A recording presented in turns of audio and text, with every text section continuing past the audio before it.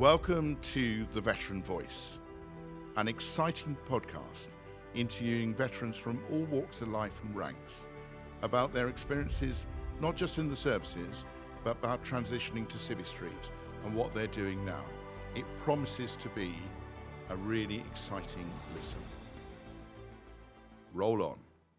Hello, for this next episode of the Veteran Voice, we are delighted to be joined by Alistair Roxburgh, who had a very distinguished 31-year career in the British Army and then left Civvy Street to join Atkins Realis, where he is now both the principal consultant and also the Armed Forces champion for the company. Alistair, welcome. Thank you very much. Just first question's a really easy one. Just tell us a little bit about yourself. I felt I was always destined to join the army when I was at school. So for me, what followed was a perfectly natural run of events. So I joined QDG, Queen's Dragoon Guards, in the early 80s, and then had a 31-year career with the regiment and many other jobs that you do in the army. And to be frank, I loved every day of it. I didn't have any day where I regretted my decision. So I was very fortunate. I did lots of different tours in the regiment. We traveled the world. We did a lot of incredible things, helped, hopefully, a lot of communities around the world to find a better form of peace in the Balkans or in Northern Ireland or in the Middle East. And so I felt I was very lucky to have had that career, and I enjoyed. Obviously, join the army as an officer. You're there to lead men and women, and so I really felt privileged to command a tank squadron for 3 years. 6 months of that was in Bosnia-Herzegovina, and that was probably one of the highlights of my time in the army. And so when I had done my 31 years, I could have got to 35 or 6. I felt I'd done everything I wanted to do, so I made a choice to choose or to take redundancy that was on offer at the time. Okay, well, fascinating. Just dig a little bit deeper into why the Queen's Dragoon Guards, why the cavalry? I'll give you, there are a number of strands to this. I looked around to a lot of different regiments, and my grandfather was a brigadier, had been a brigadier during the war in the 15th, 19th King's Royal Hussars. And so I almost joined his regiment, and for reasons I won't go into here, I ended up switching at Sandhurst to the Queen's Dragoon Guards. First of the line, there was an officer called Dozy Gates, who's an incredible leader of men at Sandhurst as my company commander. He was the QDG rep, and he recommended, well, if you're not quite sure which cavalry regiment to join, then join mine. I didn't know much about the QDG, to be frank, so it was a big decision from my point of view, and the regiment took me in, absolutely, and I was very welcomed, and but going back before then, my grandfather had been very influential in my teens, or even earlier, actually. He lived in Bovington, or near Bovington in Dorset, which is the armour centre. So as a kid, we would go to the battle days that they had on the heath, with lots of chieftains and old vehicles, we would call them now, but lots of armoured vehicles driving around with lots of smoke and thunder flashes. And so for a kid aged 10 or 11, that was very inspiring and exciting. And I thought, well, yeah, I want to travel the world. I want to lead men. I want to play sport. I want, eventually at my next school, I was doing a lot of mountaineering, and I loved getting out into the hills. And that's what the army also offered me as well. So, and I love playing sport of lots of different types. So for me, it was a perfect fit. And the regiment, I had a fantastic time. And the strength of the regiment is that once you join, you never leave. Even if you leave the army, you never leave the regiment. So there's a very strong band of brothers and sisters now in the regiment that goes on throughout your life and after you retire, and you keep in touch with people. So it's an incredible sort of culture to be part of. I feel very privileged to have had that, from that early decision in 1981, 82 to where we are today. Well, I feel the same about the submarine service for what it's worth. But, I mean, sounds like the Royal Armoured Corps was in your bloodstream. If your grandfather was still alive when you were at Sandhurst, would he have approved the decision to switch to Greedy, or would he be turning in his grave? No, he was alive then. He was too ill to come to my passing out parade, but no, he forgave me for choosing the wrong regiment. But actually, they're all quality regiments, and I don't think he would ever give me a hard time for making that choice. Okay.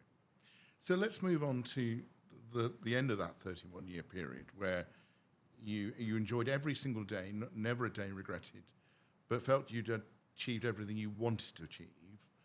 What were your thoughts about Civvy Street at that point? Which direction were you looking? Yes, I mean, I had a regular commission from day one once I'd commissioned, and that meant the Army had a commitment to me until I was 55. I left at 50, partly because I felt I'd achieved everything I wanted to achieve. I was a lieutenant colonel. I'd done operational tours all over the world. My last tour was the year before I left, and I was had 6 months in Baghdad. Doing a staff job. You're not doing frontline soldiering, but you occasionally get bombed and rocketed and so on. And so it was a high threat environment in some senses. But I had a great sense of camaraderie with my NATO colleagues on this US base that we were on. And I felt, 55, you don't get many operational tours in the next, up till 55. And so I thought, time to go, leave on a high. The military is offering redundancy, so I thought I'd take it. Ooh, okay. Now that could have been quite a high risk. Yeah, but did you know what you wanted to do? Well, that's what I mean. The risk was I didn't. So I was also lucky because although I never commanded the regiment, I was second in command, and that was my last contact with the regiment of leading soldiers, planning frontline operations and exercises and so forth.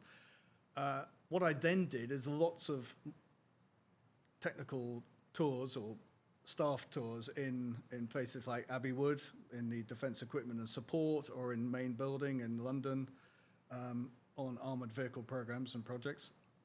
So I think I had about 14 years of those types of tours and work.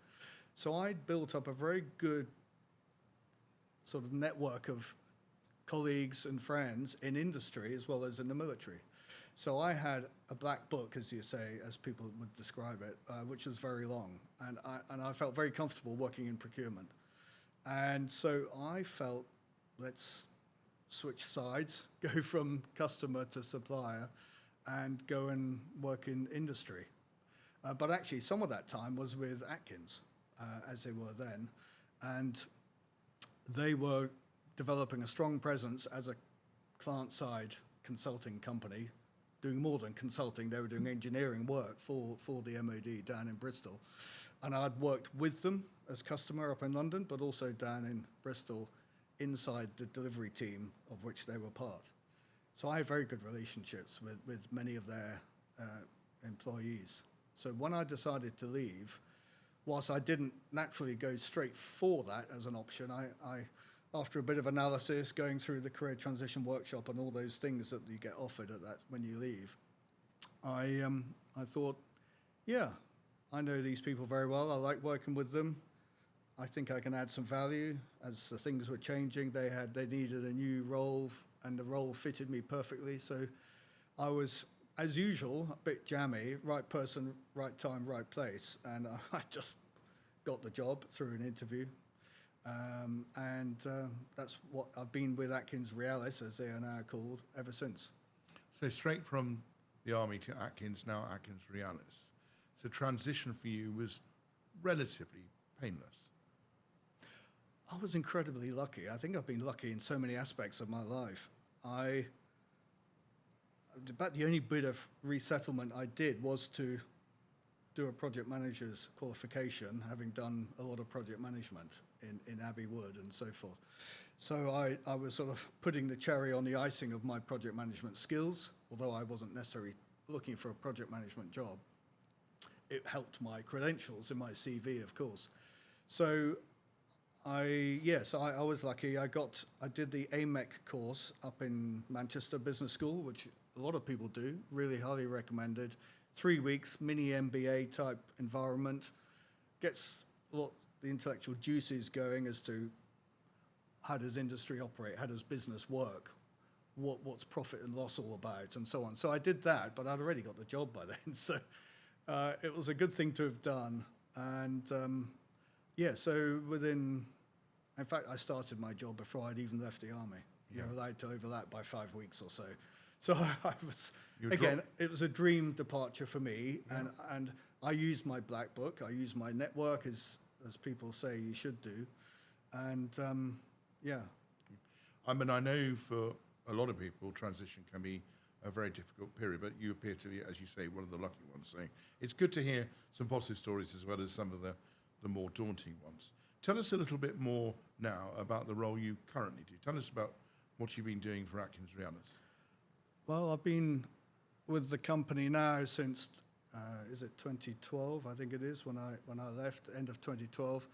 I started off as a client manager, like a business development role, linking up with industry, understanding what work we could do for the MOD to help them deliver their complex portfolio of work. So I did that a bit for about 6 or 7 years. I did bid support, so writing bids, working with bid teams, helping to put the new bids in.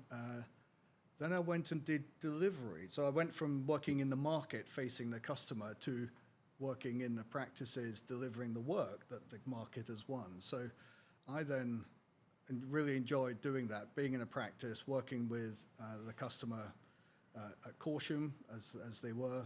And I did that for a few years, and I've carried on doing that in a different way for a big project we have with the MOD. So I found that all fitted very well with the work I'd done in the Army, the skill set of leadership, managing work, thinking about the big picture and the small picture, the commercial work, the commercial aspects, because when you leave, you don't really have much of an understanding of the commercial side of life.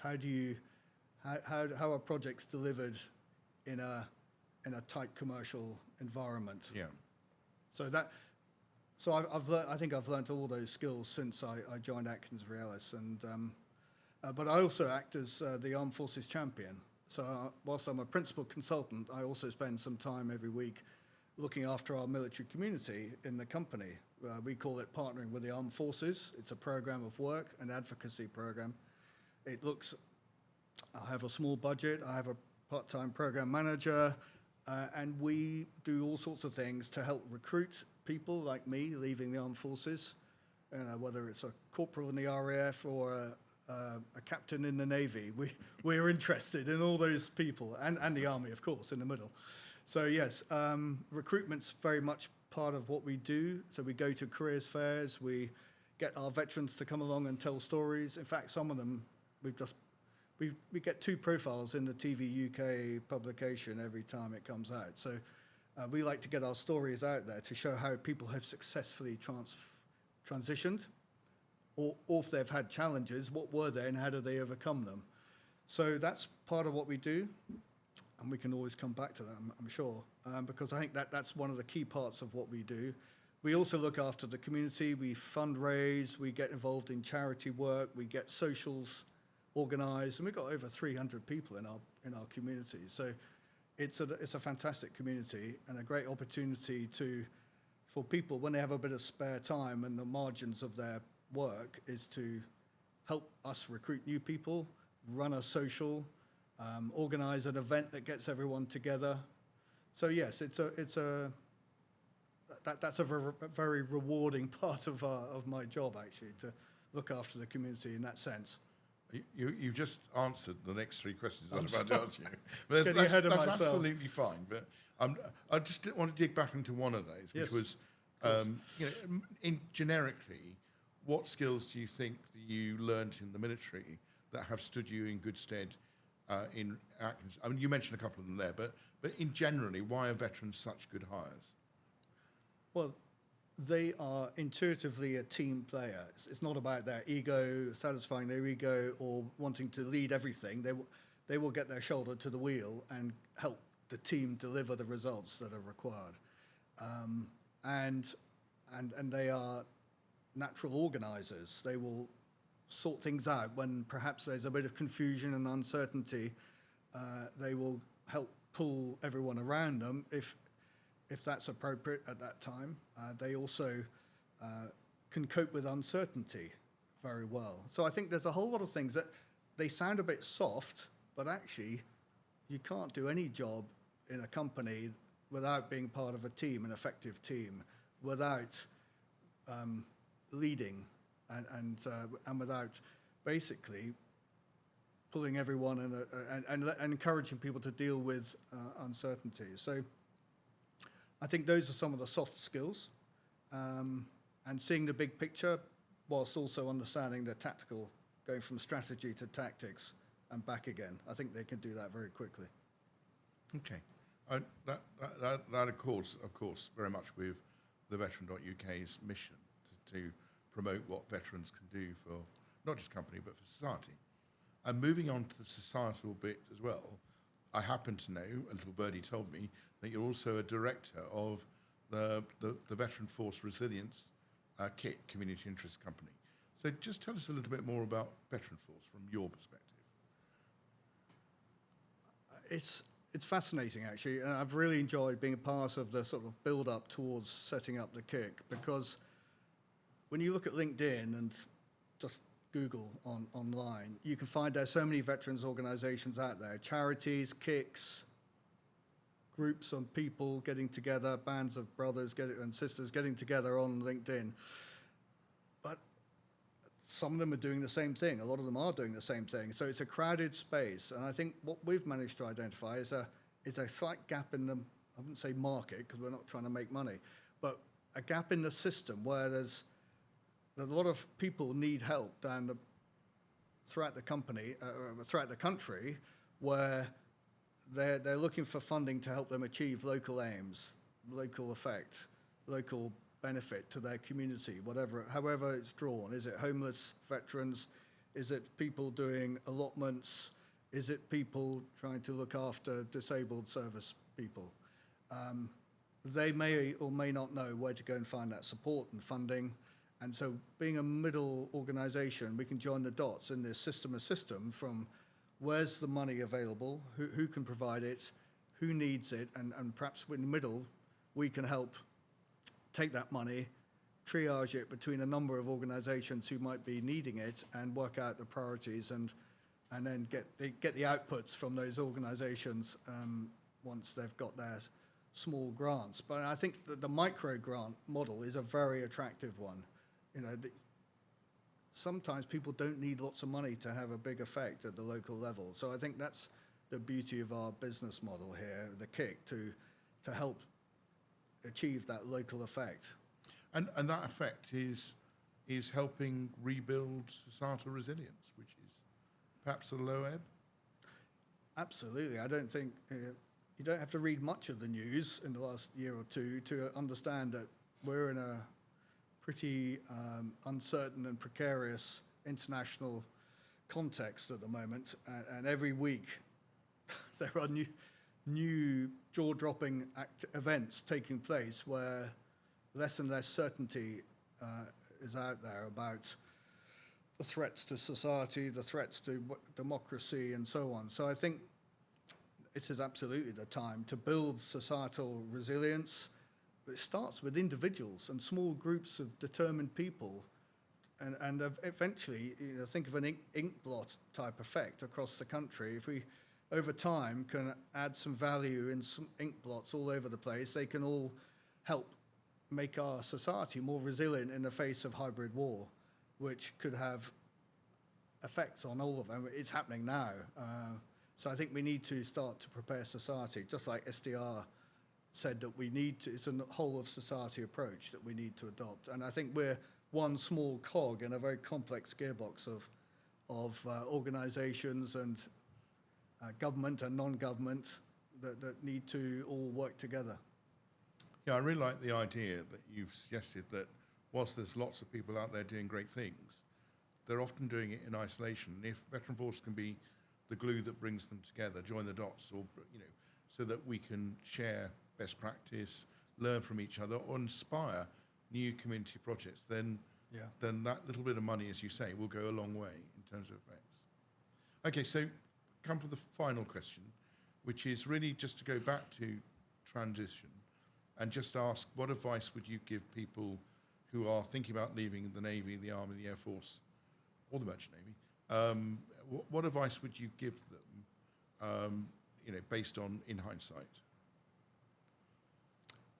Unlike me, I think I would start preparing a few years ahead of when you think you might leave, and start to build up. Who are you what's your sales pitch? What have you got out of your time in the military?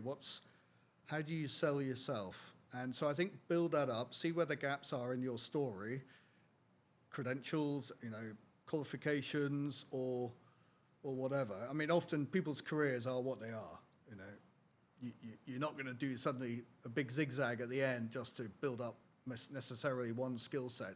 So you've got to be able to turn your sales pitch into something that lands with industry. So start converting all your skill sets and experiences into something that would make sense to a hiring manager. Because if they don't get the language, they won't understand what that brilliant package is that you are. So you got to translate it. So that's a long journey. That isn't going to happen overnight. If you can pick up extra qualifications on the way in things that you think will add value, agile work, Lean Six Sigma, whatever it is that you want to perhaps be known for and have it on your qualifications. And of course, the military are good at allowing people to pick up qualifications. And so I think start early, use your network. One figure I heard a few years ago is that 80% of jobs are found through your network. So, and you also hear people, I've put out 50 CVs to jobs and I've had 50 rejections or nobody responded. So so you need to find workarounds to that. Computer says no, or AI says no, or hiring manager who reads your CV doesn't get the story that's underlying that amazing military story that you've got that you haven't perhaps pulled out in the way I said you need to. So I think use all those different techniques to find a route to a job that it may not be the perfect job first time round. If it isn't, and you'll find out after 2 years if you're in it, do that job and make a small zig or zag to another job. Okay. So don't expect it to necessarily be the job that you're going to stay with forever. So be flexible. There comes a point where the check needs to come in every month to keep your family going, if you haven't got a pension, depending on how long you've had in the military. So those are a few of my thoughts on. I didn't do them all, but in hindsight, I would have done them if I'd had time. I mean, it sounds like very good advice, and given the promised increase in defence expenditure over the next 10 years, the defence industry and its supply chain is going to need a lot of talent, and a big chunk of that talent needs to come from people leaving the services because they've got an awful lot to offer. It sounds like you found the perfect job after the Army, from what you say, because you're still there. After I'm still there. 13 years now? 13 years, yes. Which is fantastic. So, and we'll put links about how to, if this has raised interest in Atkins Realis as a destination, we'll put links when we post this on social media. But for the meantime, Alistair Roxburgh, soldier, cavalryman, now principal consultant at Atkins Realis and the chair of the Armed Forces Network, thank you very much indeed. Thank you very much, Mike. It's a pleasure.